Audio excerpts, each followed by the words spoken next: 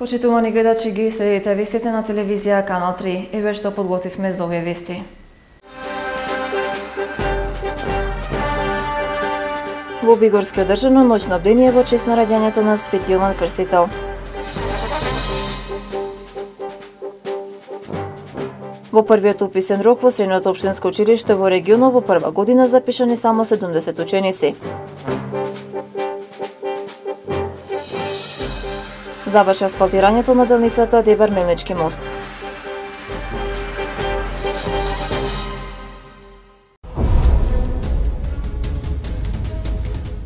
Синоќа спроти денот кога се слави сечесниот спомен на рождеството на патронот и небесен застапник на Бегорскиот манастир, светиот и славен пророк, претече и крстител Господов Јован. Во Бегорската свештен обител беше ослужено синоќно бдение. За прв пат во вековното постоење Ново македонско древно светилиште воопшто во Македонија. На бдението пееше познат хор од Атина, Република Грција. Овоценувот од Бегорската обител е еден особено важен чекор во надминувањето на несогласувањата помеѓу двата братски народа и еден израз на љубов.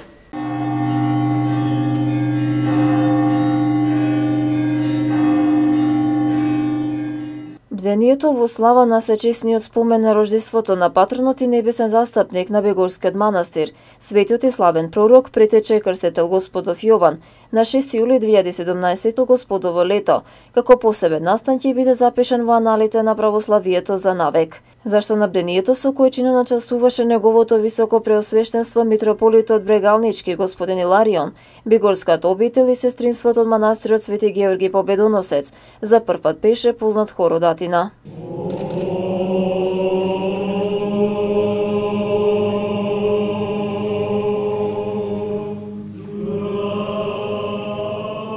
За ова древно светилиште, но и за двете цркви и двата народа представува огромна радост, вели отец Бобан Митевски.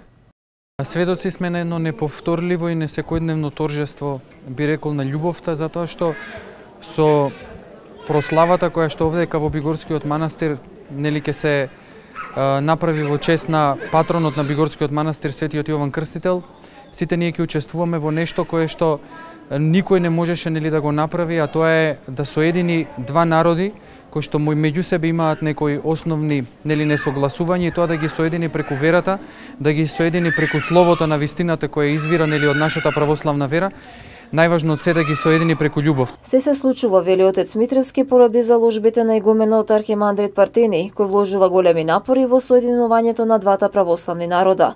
Отец Партени тоа го нагласи и во неговата беседа. Учително скапоцен дар од нашиот небесен покровител вечерва сте и вие, наши возлюбени гости од соседна братска Грција, поточно древната престолнина на демократијата Атина. Неискажлива е нашата благодарност кон Свети Јован и Копас, достојно почитуван протосалту господине Илија Редијан Тупа, што го гледаме вашиот седет хор тука, подготвен со прекрасни гласови, да го слави заедно со нас едниот за милостив Бог и да пее во чест на најголемиот меѓу родените од жена. Се надеваме дека напрзо ќе дојде и времето кога без никакви притисоци ќе можеме непречено и почесто да се среќаваме во заедничкиот литургиски живот, да се помолиме за тоа Бог да им испрати просветление на ониот кои зависи решението на проблемот. Во прв ред на архиереите, да што побрзо да се надмине ова несфатлива состојба на нерешени проблеми од управен карактер, која трае со години и им причинува рани на верните православни христијани. Радоста не ја крие и големиот број верници кои присуствува на бдението во Бегорскиот манастир. Ми беше толку убаво, душата ми се полнеше со небесна радост, додека слушав како двата хора од двете страни на црквата на различен јазик го слават Бога и неговиот крстител. Ете монасите и грчкиот хор покажаа дека во љубовта и верата во Бога двата народи се едно.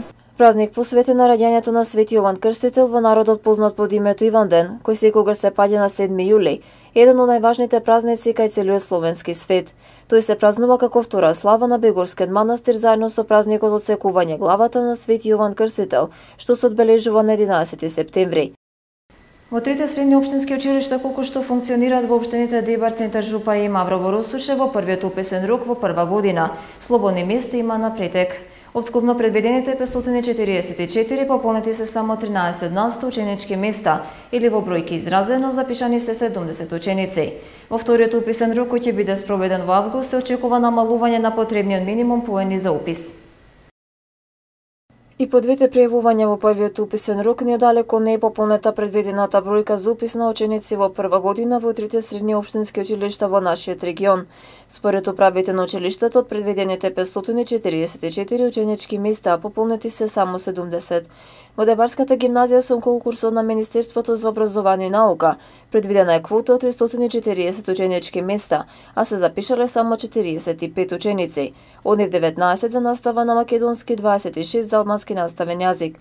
Тоа значи дека за вториот августовски уписен рок има 117 слободни места за настава на македонски и 178 за албански наставен јазик.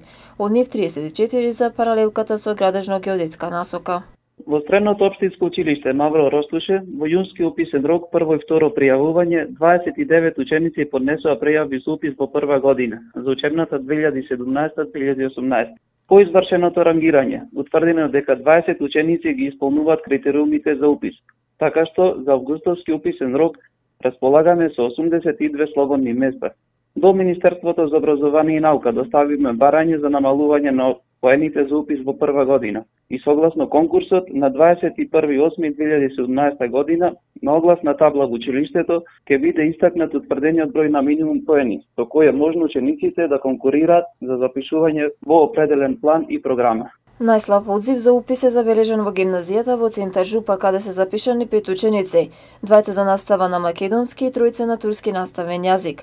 Во ова средношколска установа за вториот уписен рок за настава на македонски слободни се 32 и 65 на турски наставен јазик. Учениците што го пропуштиле првиот уписен рок ќе имаат можност да се пријават на вториот, кој е закажан за 24 август. Во согласно со ресорното министерство, се очекува намалување на потребниот минимум поени за упис. Вчера заврши асфалтирањето на делницата Дебар-Мелнички мост. Поставен е вториот слој на асфалт, така што сега овој дел од патот е целосно асфалтиран.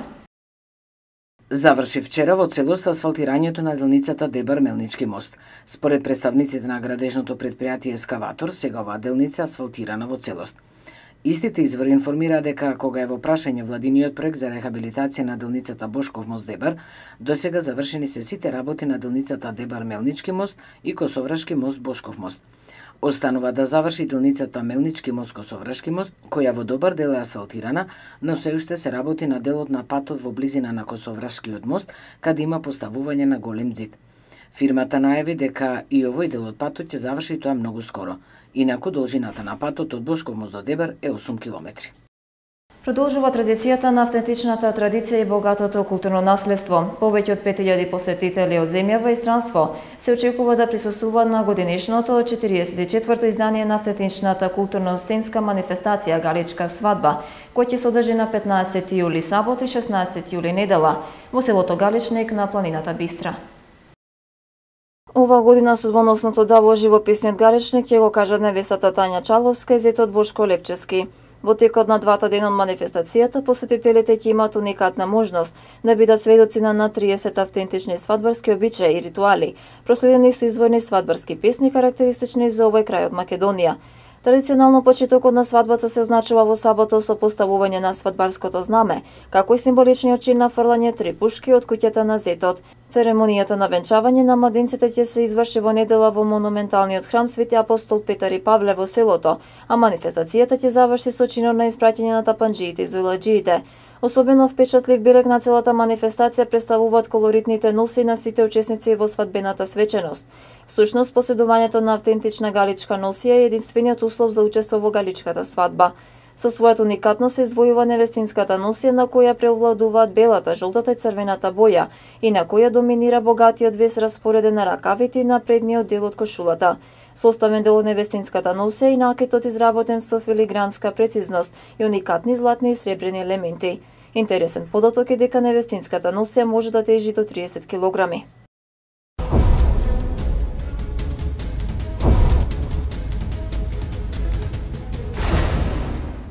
Почитувани гледачи, продолжуваме со информациите од нашава земја.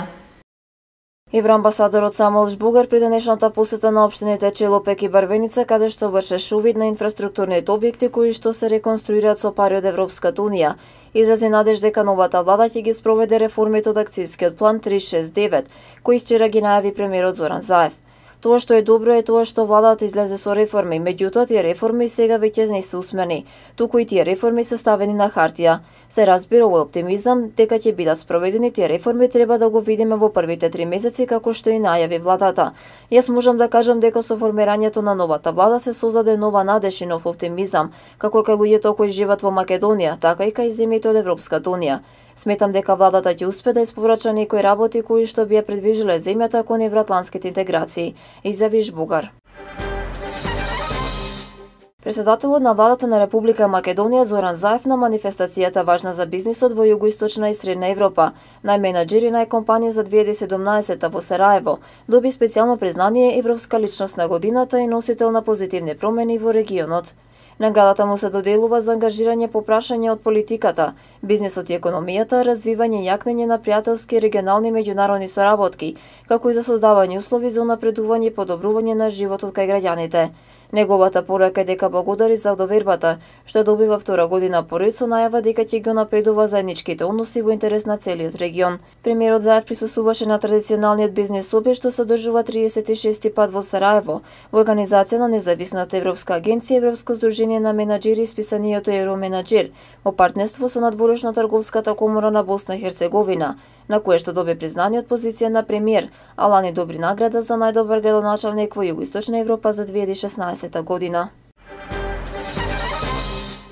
Нова серија 6 земјотреси изминатата ноќ повторно го потресо Охридскиот регион. Најсилниот со магнитуда 3,7 степени според Рихтер е регистриран изутринава во 7 часот и 18 минути.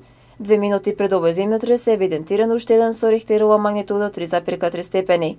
Преостанатите 4 земјотреси се случија во 1 часот и 7 минути по полноќ со магнитуда 3,3 степени, во 2 часот и 52 минути, во 4 часот и 32 минути и во 6 часот и 54 минути со магнитуда 2,8 степени. Епицентарот на сите земјотреси бил во Охридското епицентрално подрачје. Од 18 јуни до денеска во Охридскиот регион се регистрирани над 1000 земјотреси. Најсилниот регистриран земјотрес досега беше од 5 степени според Рихтер, кој предизвика вознемиреност кај жителите и туристите, а беа пријавени помали материјални штети. Информација од диаспората. Во Тирана синоќ заврши 5-тиот национален младински конгрес на Албанија, во чија работа учествува представници на младински организации од ова земја. Настанот кој траеше 2 дена е одржан со поддршка на германската фондација Фридрих Еберт, а на истиот присуствуваше Никола Ѓурѓај, председател на Македонското друштво Илинден со седиште во Тирана. На конгресот учествува представници на 80 младински организации од целата територија на земјата, ангажирани во различни полиња на делување. Конгресот на кој Македонското друштво Илинден е редовен учесник е можност учесниците да се запознаат подобро, да разменат искуства и да се заекне соработката меѓу нив, пишува електронското издание на весникот на македонците Илинден. Според истиот извор, сите организации кои учествувале на конгресот биле презентирани со постер во текот на конгресот, што се одржал во Младинскиот центар во Тирана. И за крај нови вести имитуваме неколку информации од регионот и светот. На протестот против локализмот одржан под мотото "Добре дојдовте во пеколот", демонстрантите во Хамбург се судрија со полицијата. Епилог на жестоките судри е 76 повредени полицајци. Екстремните левичарски активисти почнале да фрлаат кон полицајците со камења, шишиња и други предмети, на што полицајците возвратиле со водени топови. Инаку, собирот во Хамбург во пресред на одржувањето на самитот на најмоćните светски држави, Г20, беше најавен како мирен протестен марш, на кој 12.000 луѓе требаа да протестираат против глобализацијата. Поранешниот советски лидер Михаил Горбачов ги повика сегашните председатели на Русија и на Соединетите Американски држави, Владимир Путин и Доналд Трамп, да ја обноват довербата помеѓу двете земји. Лидерите на Русија и САД денеска треба да се сретнат на маргините на самитот во Хамбург. Горбачов нагласил дека нивната денешна средба би можела да потсети на она од Рејкјавик во 1986-та, кога поранешниот советски лидер се сретна со тогашниот председател на САД Роналд Реган. За државната новинска агенција РИА Новости, Горбачов рекол дека е добро што таа средба конечно ќе се случи, но дека е срамно што дури сега двајцата председатели ќе се сретнат. Преговорите на високо ниво за повторно обединување на Кипар завршија неуспешно, рекол утрово генералниот секретар на Обединетите нации Антонио Гутереш. Генералниот секретар на Обединетите нации ова го изјави по завршувањето на најновата рунда на маратонските преговори за повторно обединување на островот, кои под покровителство на Обединетите нации се водеа во швајцарското одморалиште Кран Монтана и кои без успех завршија рано утрово. За жал не беше можно да се постигне договор и конференцијата е затворена без можност да се најде решение за овој драматичен проблем, рекол Гутиереш и дополнил дека им се заблагодарува на лидерите на двете кипарски заедници. Тој сепак не исклучил можноста да има нов обид со помош на Обединетите нации на иста маса да седнат председателот на кипарските грци Никос Анастазиадис и лидерот на кипарските турци Мустафа Акинџи. Почитувани гледачи, војно со ова информација од светот ги завршуваме вестите на телевизија Канал 3. Ви благодариме на вашето внимание.